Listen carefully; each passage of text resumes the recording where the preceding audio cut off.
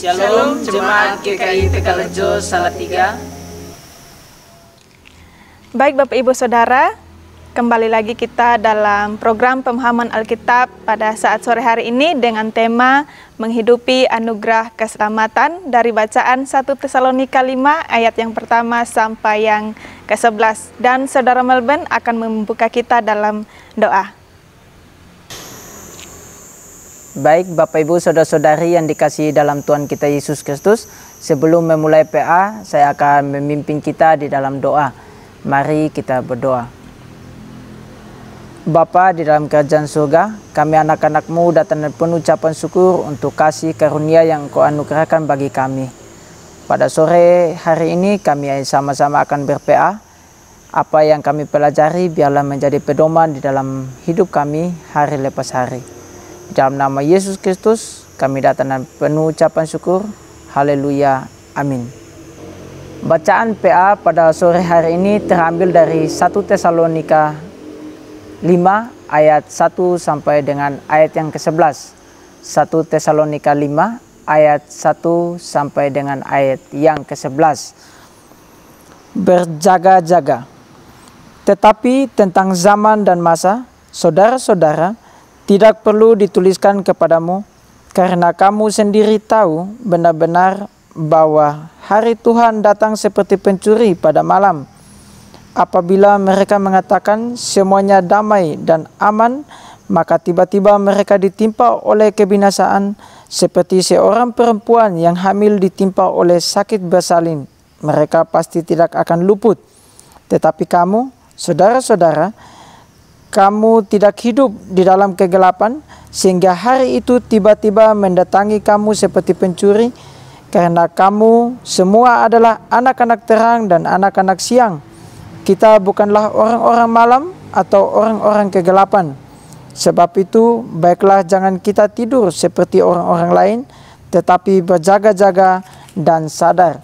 Sebab mereka yang tidur, tidur waktu malam, dan mereka yang mabuk, mabuk waktu malam.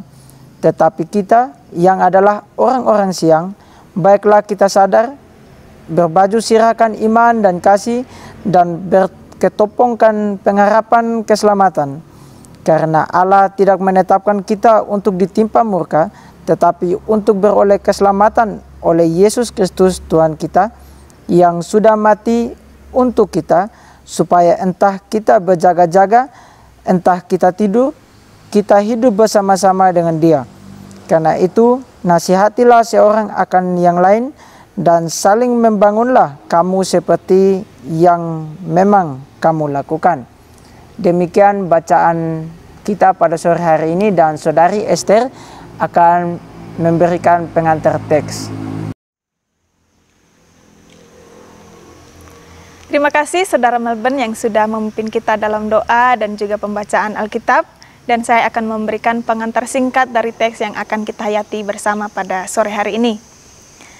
Tema yang paling menonjol dari surat ini adalah mengenai kedatangan Kristus kembali atau parusia untuk membebaskan umatnya dari murka Allah di atas muka bumi ini.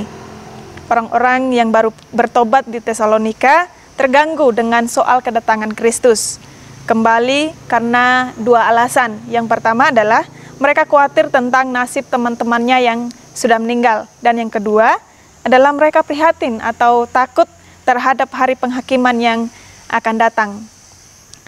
Untuk hal yang pertama, Paulus telah menjelaskan tentang kebangkitan dalam 1 Tesalonika 4 ayat 13 sampai yang ke-18 yang memberikan berita yang menghibur bagi jemaat Tesalonika sekaligus menolong mereka untuk saling menguatkan.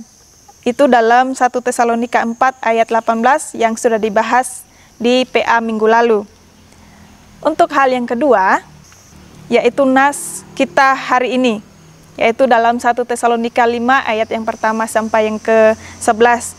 Masalah terjadi di jemaat Tesalonika saat itu ialah ada beberapa anggota jemaat yang mencoba menghitung saat kedatangan Yesus kembali, di mana melalui nubuatan mereka berharap dapat memprediksi saat peristiwa akhir itu tiba agar mereka mengetahui kapan untuk mulai bersiap-siap menyambutnya.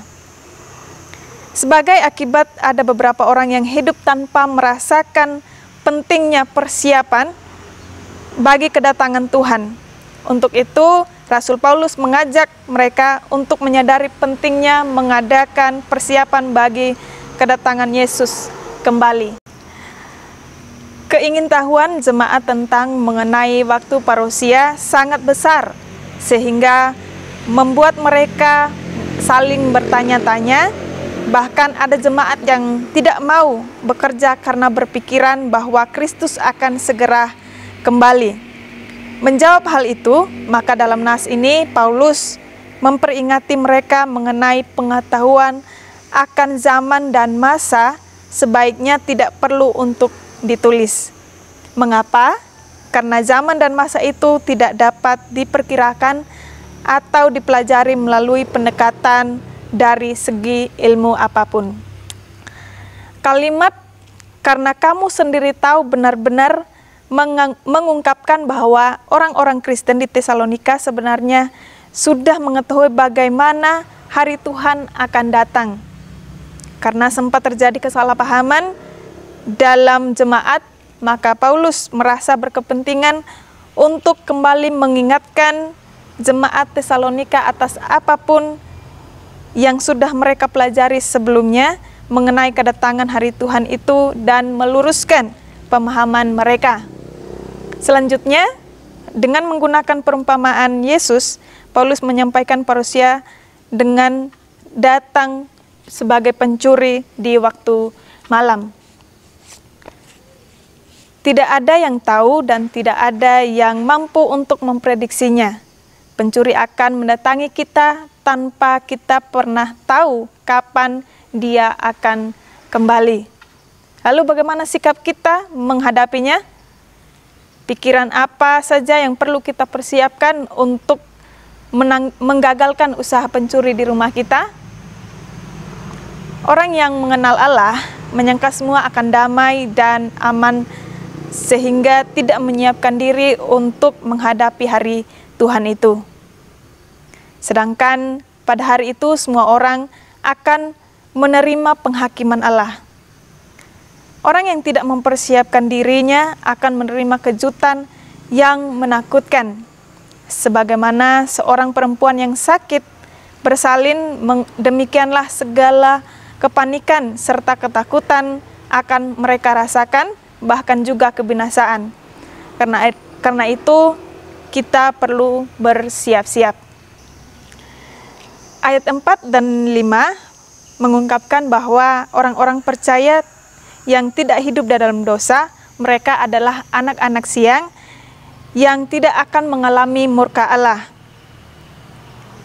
Orang-orang yang percaya ini merupakan anak-anak Allah dari hari tersebut, sebab itu mereka ikut berbagi kemuliaan dan kemenangannya.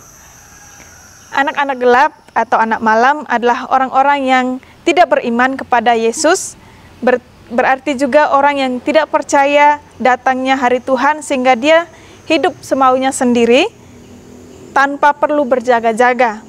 Orang yang tidak berjaga-jaga tidak siap ketika kejutan itu datang.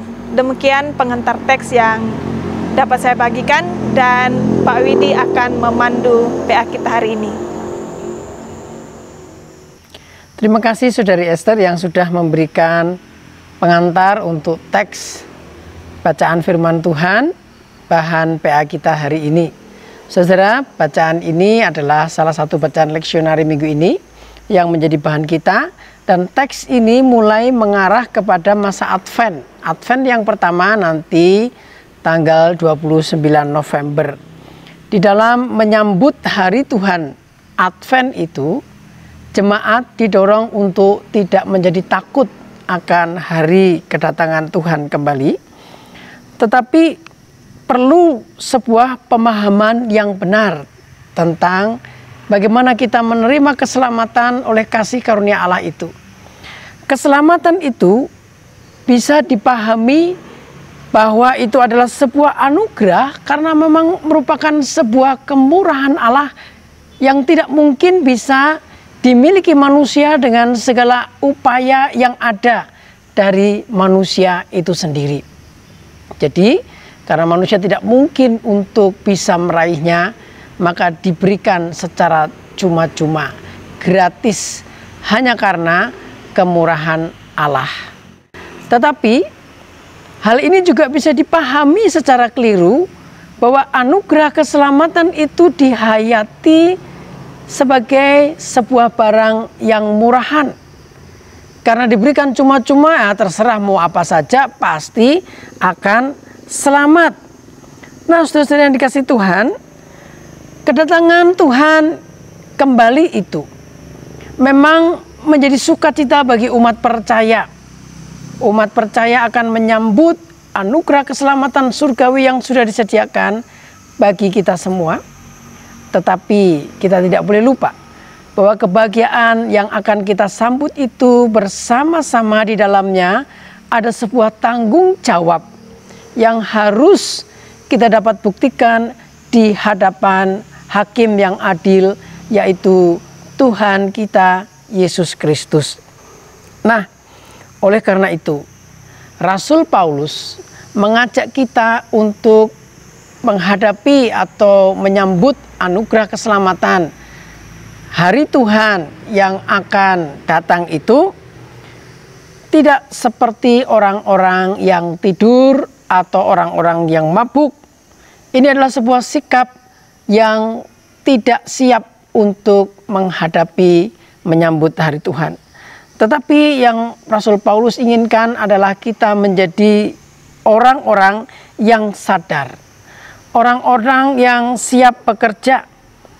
Karena kita tahu, kita diingatkan bahwa kedatangan hari Tuhan itu seperti pencuri yang tidak semua orang tahu.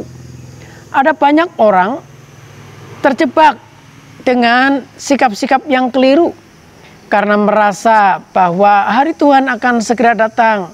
Maka mungkin nampaknya rohani, mereka mempersiapkan diri dengan berdoa, tekun, belajar firman Tuhan, tetapi tidak melakukan apa-apa tugas-tugas keseharian sebagaimana selayaknya hidup di dunia ini. Mereka menjadi tidak peduli dengan permasalahan-permasalahan dunia karena berpikir, segera dari Tuhan akan datang, yang penting kita semua akan selamat. Itu yang pasti, sehingga mereka melupakan tanggung jawabnya untuk bekerja. Mereka sesungguhnya menjadi orang yang malas, tetapi memang dikemas sebagaimana orang rohani yang tekun berdoa. Saudara dikasih Tuhan, gambaran yang lain yang dipakai di dalam firman Tuhan yang kita hayati hari ini adalah seperti ibu yang sedang hamil. Ibu yang sedang hamil itu memang tidak bisa langsung pasti nanti melahirkannya kapan, jam berapa, tidak bisa dipastikan, tetapi bisa diperkirakan. Karena ibu yang sedang hamil itu akan mengalami proses perubahan waktu demi waktu. Ketika anak itu segera akan dilahirkan, maka rasa sakitnya akan terasa menjadi semakin sakit. Walaupun saya bukan orang yang pernah hamil, tapi kita bisa mempelajari menurut ilmu pengetahuan bahwa kelahiran itu membutuhkan sebuah proses yang luar biasa. Sakit, menahan sakit dan harus berusaha sampai bayi itu bisa keluar. Itu sebuah persalinan yang natural. Mungkin agak sedikit berbeda kalau persalinannya dengan operasi sesar. Tetapi gambaran firman Tuhan hari ini ingin mengingatkan kita bahwa proses menyambut hari Tuhan itu semakin dekat harus kita waspadai, semakin dekat harus kita rasakan, mungkin dengan sebuah usaha-usaha yang lebih berat atau lebih sulit. Tetapi kita percaya bahwa kita semua sudah dijamin oleh Tuhan dalam anugerah keselamatan.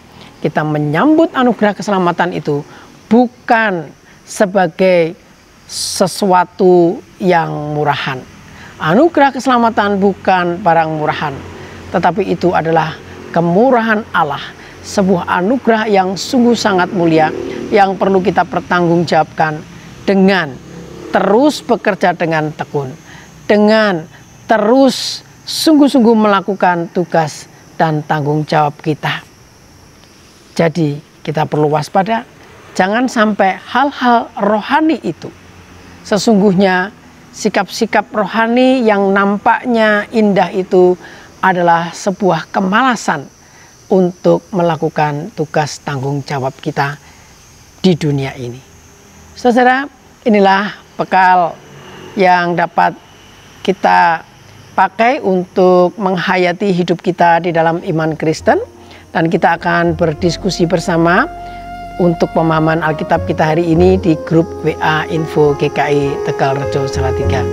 Tuhan memberkati.